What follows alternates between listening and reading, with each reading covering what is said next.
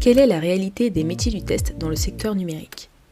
Dans Calisti, je vous propose de vulgariser toutes les questions liées à ces métiers, aussi bien pour les personnes qui démarrent dans le secteur, mais également pour des personnes plus expérimentées, et tout ça avec des invités incroyables qui partagent leur savoir et leurs expériences, parce qu'on gagne forcément à apprendre les uns des autres. Je m'appelle Nankeda, actuellement test lead dans une entreprise du service numérique, et je vous souhaite une excellente écoute.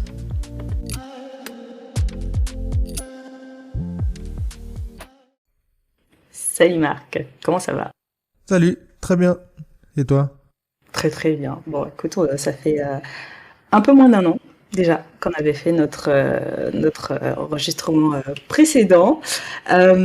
Aujourd'hui, j'ai décidé de te poser une question parce que beaucoup de monde se pose la question. Je m'en suis rendu compte parce que j'en ai parlé avec d'autres testeurs. Et puis je l'ai entendu quelque part, je sais plus où précisément, sur le design de la taverne du testeur.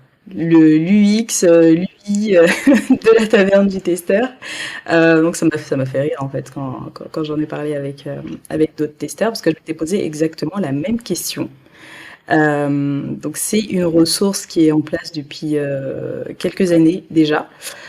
Et en fait, on se demandait pourquoi cette interface, alors toi ou d'autres personnes qui participent à la taverne du testeur, n'ont pas décidé de la moderniser un peu, parce qu'on a encore un style du début des années 2000, quelque chose comme ça. Bon, voilà. Donc je me suis dit que ce serait intéressant de te poser la question. Alors, tout d'abord, la taverne du testeur, je vais parler un peu du design. Tout est venu déjà de trouver le nom. Donc ça a été une discussion qui a duré longtemps, tout un trajet avec ma femme. Et j'aimais bien tout ce qui était convivialité, donc taverne, ça allait bien.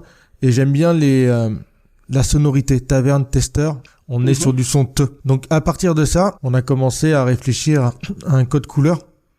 Donc la taverne, au coin du feu, donc le marron, les couleurs feu, etc. Et pour le logo, à la taverne, on a voulu faire une sorte de shop. C'est les testeurs, donc on détruit des insectes, des bugs, donc on a voulu le faire s'écraser. La mousse de la bière avec des 0 et des 1. Donc on est parti là-dessus.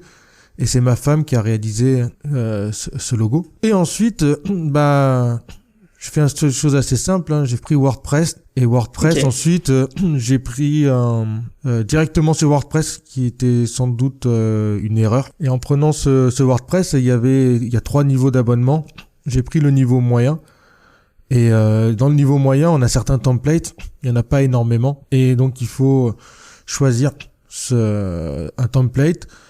J'ai pris celui qui me paraissait le plus, entre guillemets, pratique, le moins mauvais sur le moment. Et je pense même que quand on regarde ce qui est proposé, il n'y a pas beaucoup de choses un peu mieux, même si ça fait un peu vieillot. En 2017, ça faisait moins vieillot quand même. On est parti là-dessus. Okay. Quelques années après, on m'a remonté qu'il y avait des problèmes au niveau accessibilité sur les contrastes. Donc tout de suite, je me suis dit il faudrait repenser un peu cela. Et ça fait partie d'une to-do list depuis plusieurs années. Sauf qu'il y a toujours des choses au-dessus. Il va falloir trouver un budget parce qu'en fait, moi, j'ai fait ce que je pouvais faire, mais je suis testeur, je suis directeur pour le conseil, je suis expert test, je suis tout ce que vous voulez. Mais je suis nul pour monter des blogs et pour faire du design. Donc oui, il va falloir le retravailler. Mais voilà, l'idée c'est que ça reste fonctionnel, ça reste utilisable et c'est vraiment ça le plus important. Et je préfère me concentrer sur le contenu que sur la forme. Mais voilà, c'est un sujet un serpent de mer depuis quelques années. Il va falloir que je m'attelle au sujet pour rendre le blog un peu plus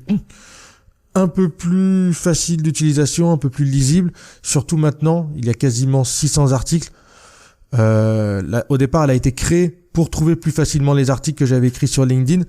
Sauf que maintenant, on est arrivé à un niveau qui est quand même assez important et qui fait que même quand on sait qu'il y a un article avec la recherche ou avec les mots-clés, c'est compliqué de le trouver. Ok. Alors, je suis pas d'accord sur le fait que que t'es nul pour le blogging, parce que en soi, t'as quand même créé du coup avec ta femme et avec d'autres personnes quelque chose qui a priori du succès et qui est devenu une ressource de référence. Donc bon, Mais après, effectivement, c'est vrai qu'au niveau de l'expérience utilisateur, quand on arrive dessus, le premier réflexe qu'on va avoir, c'est de quitter la page parce qu'on va se dire c'est quand même un peu daté. Et puis en fait, à force de voir le résultat revenir, tu vois, dans les premiers résultats de recherche sur Google, on finit par creuser un petit peu et puis on lit et puis en fait on se rend compte que c'est quand même vachement actuel. Alors, sur la partie design, question comme ça, si jamais il y a quelqu'un qui te propose de le faire, donc là c'est un appel pour nos auditeurs, si quelqu'un te propose de le faire et de s'en occuper, tu serais OK ? Oui, après évidemment il faudrait discuter et la personne serait rétribuée à hauteur de ce que peut faire la taverne. Mais oui, si c'est déléguer le travail par quelqu'un que ça intéresserait, il serait forcément crédité. Mais oui, évidemment. Ok. Bon, chers auditeurs, chères auditrices, si vous avez des talents en design d'interface ou en UI, écoutez, n'hésitez pas, en tout cas. Avec les contraintes de WordPress. Parce que changer de WordPress, c'est migrer les datas, etc. C'est un peu compliqué. C'est aussi pour ça qu'on reste sur le WordPress et qu'on n'est pas parti sur un OVH ou autre chose. Ok, ça roule. Écoute, c'était tout. C'était tout ce que j'avais comme question. Après, t'as peut-être un sujet que t'aimerais aborder, en lien avec la taverne ou en lien avec autre chose. En lien avec ce sur quoi je travaille pas mal actuellement, la qualité durable. La taverne, justement, ce qui est bien, c'est que ça dure. Ça propose un niveau de qualité. Par contre, comme je disais, c'est pas forcément accessible et ça fait partie des axes d'amélioration. J'aime bien son côté, justement, où les personnes viennent me voir en disant ça me sert, parce qu'il y a un côté un peu sociétal qu'on va rechercher, partage, apprendre. Donc c'est bon pour les utilisateurs. Et ça, c'est un point qui est très important pour moi. Okay. Par ailleurs, voilà, comme tu l'as dit, la taverne, ça fait quelques années, depuis 2017, il y a quasiment 600 articles. Les articles sont tous datés.